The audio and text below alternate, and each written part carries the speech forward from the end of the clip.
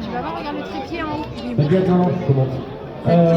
Donc voilà, pourquoi en fin de compte on fait des évacuations sanitaires dans ce système-là, sur le paroi, c'est qu'en fin de compte la pathologie et donc la victime en elle-même doit être évacuée le plus à plat possible, que l'accès c'est le fluor, soit le Fontainebleau tout en intervention.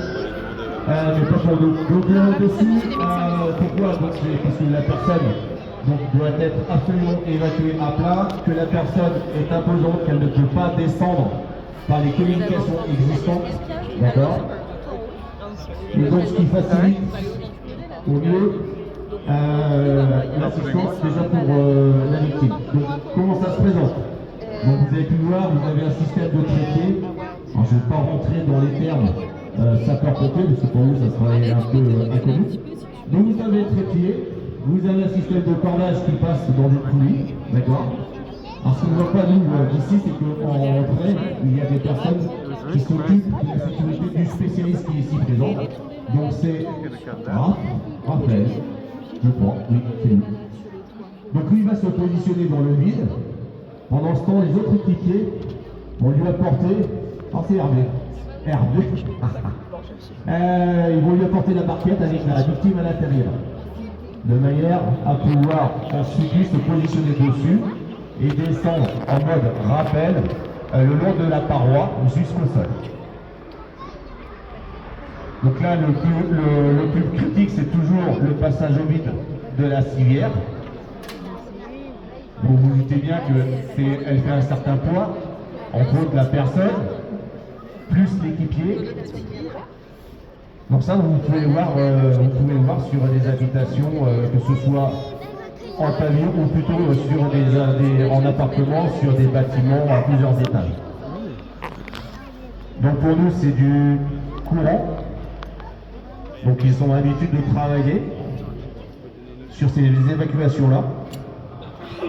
Donc Fontainebleau est muni, donc je vous disais tout à l'heure, pour ceux qui étaient là.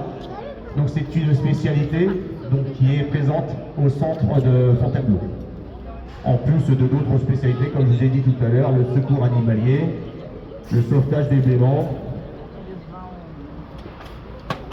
la désincarcération lourde, donc avec le véhicule de secours routier, et maintenant tout ce qui est feu de forêt.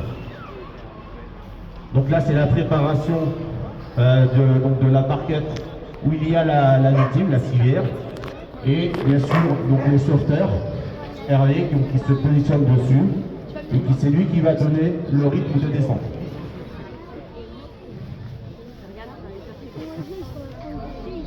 Donc on peut dire qu'une victime comme celle-ci qui se met dans la civière présenterait une tension qui était à 6 ou 7. Cette tension qui est très bas, on n'a pas le droit de la bouger plus que ça. Donc c'est pour ça qu'on va effectuer cette manip. On va regarder. Moins la victime bouge, mieux c'est pour elle au niveau de sa santé.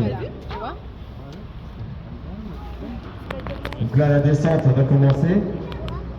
Donc descente sur paroi.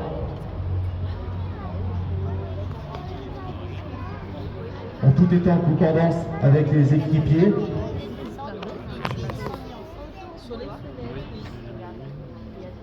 Donc vous voyez qu'il prend vraiment des précautions pour ne pas non plus mettre ses pieds sur la vitre, parce qu'il pourrait passer à travers, on ne sait jamais.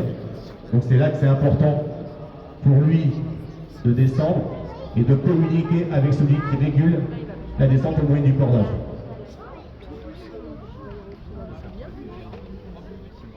Alors c'est pas de la descente en rappel comme on peut voir avec le GIGN. Là on a quand même une victime à descendre et il faut qu'elle arrive dans les meilleures conditions. Ensuite évacuée sur un centre hospitalier.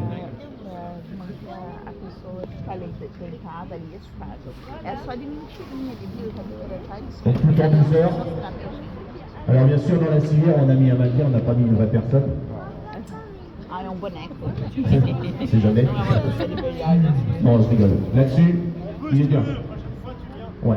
Ouais mais les 70 kilos que je fais, je peux pas aller dedans.